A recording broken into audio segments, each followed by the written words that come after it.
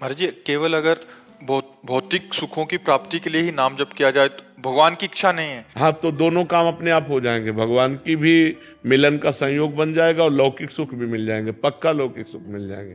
तो हम अगर ये कि केवल नाम जप करने से लौकिक कामनाएं पूर्ण हो जाएंगी, हाँ पूर्ण हो जाएंगी, सब कामनाएं पूर्ण हो जाएंगी। हम उदाहरण है, तो हम तुम्हारे पास उदाहरण है। वो व्यक्ति है जिसके खाने के लिए एक टुकड़ा रोटी नहीं, जिसके रहने के लिए 1 इंच जमीन नहीं, जिसके पास 1 रुपया नहीं, एक आदमी बात करने वाला नहीं। आज आप देख लीजिए, तो ये क्या है?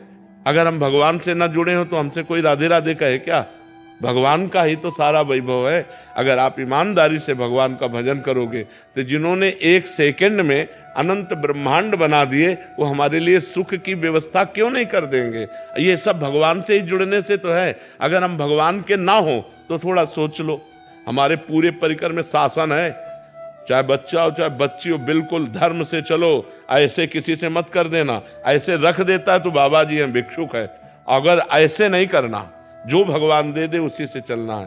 तो भगवान के सहारे रहने से, भगवान का नाम जप करने से इस लोक में भी माला माल हो जाओगे, इस लोक में भी, परलोक में तो हो ही जाओगे, इस लोक में भी। पर पहले हम ये आपको समझना होगा कि जैसे आपके पाप हैं 500 ग्राम और आपका भजन है 25 ग्राम, तो आपका लोड कितना है पाप का? अभी काम नहीं बनेगा। जब 500 क्रॉस कर जाओगे तब माला माल हो जाओगे। जब आपका भजन 500 क्रॉस करके 600 में पहुंचेगा तब सब सिद्धियां रुपया पैसा सब मारा घूमेगा, क्योंकि भगवान सबके स्वामी हैं और आपने भगवान का भजन किया तो सब कुछ प्राप्त होगा।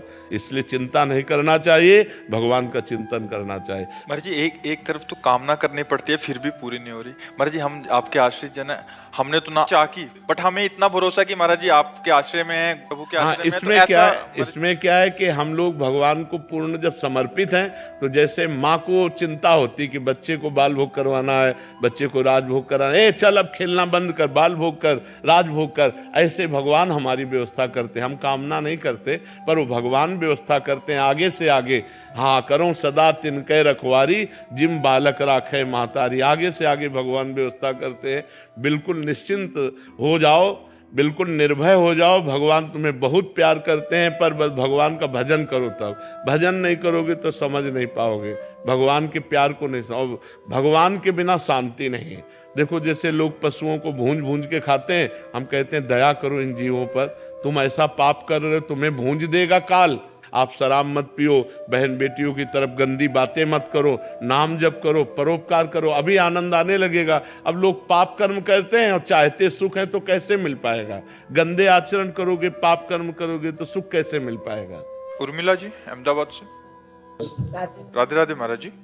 महाराज जी, हमें भगवान से सांसारिक सुख मांगने की प्रार्थना करनी चाहिए? जरूर। हम संसार में हैं, अगर हमारे अंदर कोई आकांक्षा है तो अन्य से ना कहकर भगवान से कहना चाहिए। भगवान ने 4 प्रकार के भक्त बताए हैं, आर्त, अर्थार्थी, जिज्ञासु और ज्ञानी। आर्त, संकट निवृत्ति के लिए केवल भगवान का आश्रय। अर्थार्थी, धन प्राप्ति के लिए केवल भगवान का आश्रय। जिज्ञासु, अपने आप को भगवान के चरणों में समर्पित करने के लिए जो ज्ञान चाहिए, हमारी हर जिज्ञासा की पूर्ति जगत गुरु भगवान से।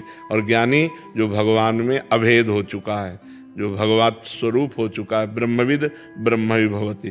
तो हमारे शास्त्र आज्ञा करते हैं कि अगर हमें अर्थ की प्राप्ति चाहिए तो केवल भगवान से चाहिए। हम भगवान के ही आश्रित रहें, किसी व्यक्ति के आश्रित न रहें, और प्रयत्न करें, प्रयास करें, खूब नाम जप करें, भगवत स्तोत्रों का गायन करें, भगवत आराधना करें, और भगवान से धन चाहें तो प्राप्त हो जाएगा। पर ध्यान रहे, जब तक पाप रहेगा तब तक नहीं प्राप्त होगा।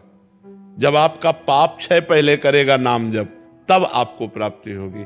केवल कामना करने से धन की प्राप्ति नहीं होगी। देखो, पद की प्राप्ति ध्रुव जी के मन में आई तो जाकर तपस्या की मधुवन में, मथुरा में आकर तब प्राप्त हुआ। ऐसे कुछ नहीं प्राप्त हो जाता। आपके पास तप हो, आपके पास भजन हो, आपके पास साधना हो, तब आपकी कामना पूर्ण होगी। आप व्रत, नियम, संयम, तपस्या, भजन इनको स्वीकार करें, कामना करें या न करें, आपको सुख घेर लेगा। और आप ये सब ना करें तो लाख कामना करते रहो, किसी मंदिर में जाके ऐसे पूर्ण होने वाली है क्या? कभी तुक्का लग जाए पुण्य का तो बात अलग की बात है, न कि नहीं ऐसे पूर्ण होने वाली नहीं। बकाया जरूरी है हमारी आवश्यकताओं की पूर्ति के लिए हम अपने भगवान से प्रार्थना करें और साधन करें, नाम जप करें, व्रत करें, स्तोत्रों का पाठ करें, तो भगवान कृपा करेंगे, हमारी कामना पूर्ण हो जाएगी। महाराज जी अलग अलग कर्म स्वरूप अलग अलग फल मिलता है महाराज जी। जैसे कोई अच्छा पुण्य कार्य कर दिया, प्याऊ लगा दिया है, भंडारा, जैसे जो धनी पुरुष है महाराज जी उन्होंने भी तो पाप किए होंगे महाराज जी। हाँ, तो इनको पाप का फल मिलेगा। हाँ, पाप का फल मिलेगा। अभी पुण्य का फल चल रहा है, इसलिए नहीं विध्वंस हो जाएंगे। जो पाप करेंगे चाहे जितने बड़े धनी हो, मिट्टी में मिल जाएंगे। रावण की खोपड़ी को अपनी गोद में रखकर मंदोदरी कहती, राम विमुख सहाल तुम्हारा, रहा नको कुल रोवन हारा। उससे बड़ा विद्वान, उससे बड़ा धनी, उससे बड़ा बलवान कौन हो सकता है? मिट्टी में मिला दिया भगवान ने। इसीलिए चाहे जितने बड़े तुम आज धनी हो, पुण्य के प्रताप से हो, और अगर आज मतवालापन करोगे, पाप करोगे, तो कल तुम नष्ट हो जाओगे, न लोक के रहोगे न परलोक के रहोगे। इसलिए धर्म से चलना चाहिए। वर्तमान के सुख दुख को देखकर प्रभावित नहीं होना चाहिए। कोई धर्म में चल रहा है, दुखी दिखाई दे रहा है, उसका पूर्व का पाप चल रहा है, वर्तमान में बहुत अच्छा चल रहा है। कोई वर्तमान में बहुत गलत चल रहा है और सफलता को प्राप्त हो रहा है, तो उसका पुण्य काम कर रहा है। लेकिन वर्तमान का कर्म जब फल देगा तो नष्ट हो जाएगा, क्योंकि वर्तमान में वो गलत कर रहा है, अधर्म कर रहा है।